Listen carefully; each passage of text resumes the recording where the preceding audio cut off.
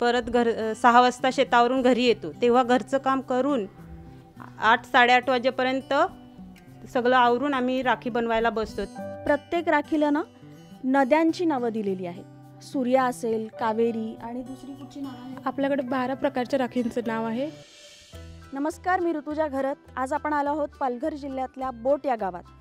आपण नेहमी बघतो की रक्षाबंधनच्या ज्या राख्या असतात त्या मोत्याच्या असतात, खड्याच्या असतात.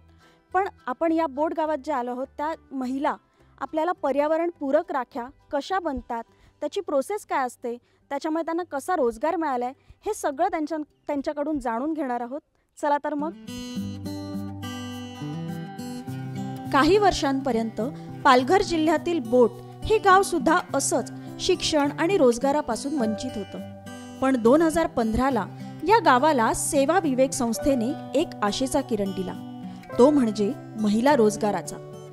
आज स्वयंरोजगाराने बोट गावातील महिलांच्या निष्क्रिय पंखांना बळ मिळालं आहे आणि त्या घरातल्या कर्त्या पुरुषांच्या खांद्याला खांदा लावून कुटुंबाला आर्थिक आधार देत आहेत.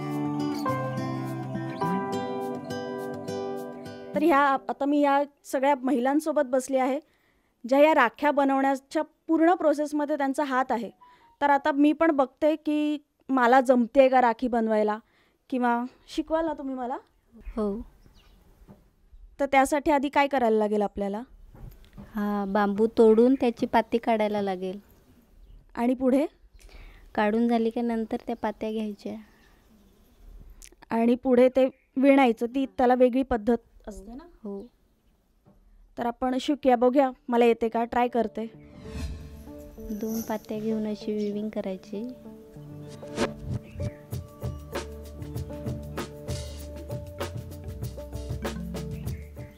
विविंग झाल्यानंतर ते असं तयार होतं. अच्छा. तर दुसऱ्या पातीचं गोल करून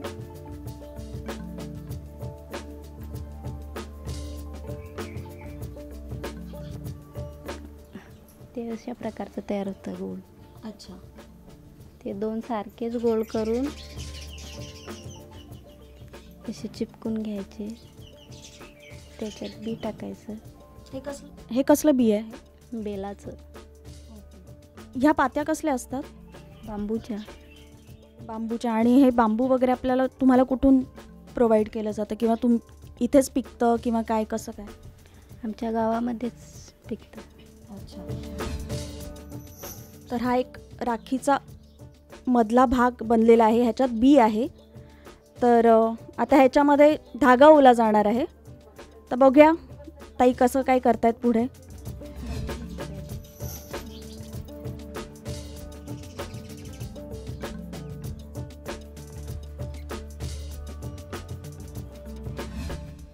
मी बोलेपर्यंत त्यांची राखी पण बनवून झालेली आहे. ही इतकी सुंदर आहे, नाजूक आणि छान, त्याला शेपसुद्धा आहे. डिझाईन त्याचा एक छान तयार झालेला आहे. रंगसंगती पण खूप सुंदर आहे. आणि ह्या राखीचं काय नाव वगैरे आहे?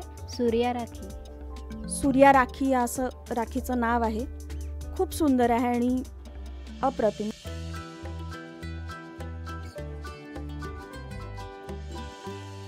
मगाशी आपण पाहिली सूर्या राखी. आता आपण अजून एक प्रकार बघणार आहोत राखीचा. ती काहीशी अशी दिसते आणि मी बघितलं तर ह्याच्यात ना थोडे कलर पण आहे. गुलाबी कलरची पात आहे ह्याला. तर हे कसं काय, म्हणजे आपण म्हणतो की इको फ्रेंडली वगैरे, मग हा कलर कसा तुम्ही त्याला देता? हा रांगोळी कलर असतो, त्याच्यामध्ये तुरटी टाकून आणि हा सगळा कलर उकलवून पात्या घालून ते उकलवून घेतात आणि त्याच्यानंतर त्याची राखी होते. हा सगळा कलर नैसर्गिक आहे. अच्छा, म्हणजे ह्या कलरची, आणि हा कलर सहसा जात नाही ना? हा कलर नाही, हा एकदम डार्क कलर असतो. त्याच्यावर पाणी गेलं तरी हा कलर जाणार नाही. ओके. मग आणि ह्या राखीला काय म्हणतात? मग अशी आपण सूर्या राखी. नाव कावेरी असं नाव आहे याचं. तर आपण पाहिलं तर ना ह्या प्रत्येक राखीला ना नद्यांची नावं दिलेली आहेत. सूर्या असेल, कावेरी आणि दुसरी कुठची नाव आहे? आपल्याकडे 12 प्रकारच्या राखींचं नाव आहे. कावेरी, गोदावरी, नर्मदा, सूर्या, यमुना, शंख, गंगा, झेलम, तानसा, सरस्वती. तर सगळे म्हणजे आपली संस्कृती जपण्याचा खूप प्रयत्न केलाय त्यांनी. जेव्हा आमची राखीची सीझन येते तेव्हा आमची शेती, भात लागवड, शेतीचं पण काम त्याच वेळेस येते. मग आम्ही दिवसभर शेतात काम करतो आणि संध्याकाळी येऊन परत 6 वाजता शेतावरून घरी येतो. तेव्हा घरचं काम करून 8-8:30 वाजेपर्यंत सगळं आवरून आम्ही राखी बनवायला बसतो. तेव्हा 1-2 वाजेपर्यंत ते काम करतो. परत सकाळी 5 वाजता उठून मिस्टर कामावर जातात, त्यांना डबा वगैरे करून अजून घरातलं सगळं काम आवरून 8 वाजता परत शेतावर जातो.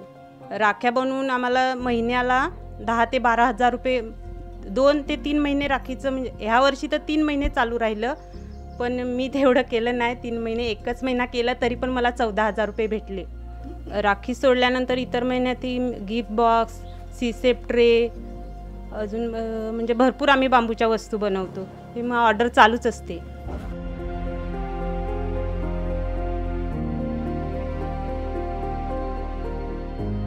की माझ्या या आदिवासी भगिनी ताई ज्या आहेत, या दोघी पण, ह्या संजना ताई आहेत आणि या रिया सांबरे ताई आहेत, या जे आपले माजी राष्ट्रपती आहेत रामनाथजी कोविंद यांना या भेटून आल्या आहेत. आणि त्यांना काय म्हणजे तिथे गेल्यानंतर त्यांना काय अनुभव वाटला हे मी त्यांना विचारेन. राष्ट्रपतींना भेटून खूप चांगला आनंद वाटला. आम्हाला वाटलं पण नव्हतं स्वप्नात असं की आम्हाला हे काम करून राष्ट्रपतींना भेटू, असं वाटलं पण नव्हतं. ही संधी आम्हाला मिळाली. काही वर्षांपर्यंत पालघर जिल्ह्यातील बोट हे गाव सुद्धा असंच शिक्षण आणि रोजगारापासून वंचित होतं. पण 2015ला या गावाला सेवा विवेक संस्थेने एक आशेचा किरण दिला, तो म्हणजे महिला रोजगाराचा.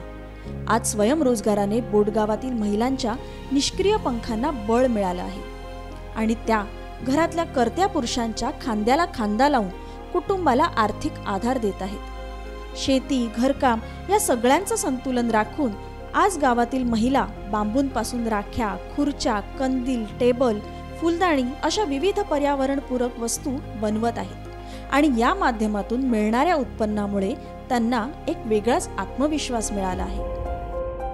नमस्कार. प्रगती भोईर सेवा विवेक या संस्थेमध्ये मागील 8 वर्षांपासून कार्यरत आहे. आपण आता सगळ्या महिलांकडून ऐकलंच आहे की महिला आपल्याकडे वेगवेगळ्या प्रकारचं बांबूच्या हस्तकलांच्या वस्तू बनवत आहोत. याच्याबद्दल मला अजून सांगायला आवडेल की आपल्याकडे सेवा विवेक या संस्थेमध्ये एकूण 34 प्रकारच्या बांबू हस्तकला वस्तू बनवल्या जातात. आणि अजून मला सांगायला आवडेल की यावर्षी या राख्यांचं नाविन्य म्हणजेच या बांबूच्या राख्यांमध्ये आपण देशी वृक्षांचं बीज घातलं आहे. यामध्ये वड, पिंपळ, शमी, आवळा, बेल, तुलसी अशा वेगवेगळ्या प्रकारच्या देशी वृक्षांचं बियाणं आपण त्याच्यामध्ये घातलं आहे, जेणेकरून आपली ही राखी वापरून झाली की आपण ही राखी जसं काही जमिनीमध्ये गेली, मातीमध्ये गेली की तिच्याकडून एका रोपाची निर्मिती होऊ शकते. म्हणजेच आपली ही ह्या वर्षीची एक संकल्पना आहे, एक वृक्ष आणि एक राखी. पूर्ण भारतात तसंच साता समुद्राच्या पलीकडे देखील ह्या आपल्या आदिवासी भगिनींनी बनवलेल्या राख्या पोहोचल्या आहेत. पूर्ण भारतात तर आपण राख्या पोहोचवतोच, तसंच ऑस्ट्रेलिया, दुबई, अमेरिका ह्या विविध देशांमध्ये देखील आपल्या बांबूच्या बीज राख्या पोहोचल्या आहेत. तर मंडळी, बघितलं त्या महिला कशा स्वतःच्या पायावर उभ्या आहेत, इको फ्रेंडली राख्या बनवून त्या कशा सक्षम झाल्या आहेत. तर तुम्हीही यावर्षी इको फ्रेंडली राख्या बांधा आणि तुम्हाला आमचा आजचा कार्यक्रम कसा वाटला हे आम्हाला नक्की कळवा. खाली कमेंट करा, शेअर करा आणि हा व्हिडिओ नक्की बघा आणि लाईक करा.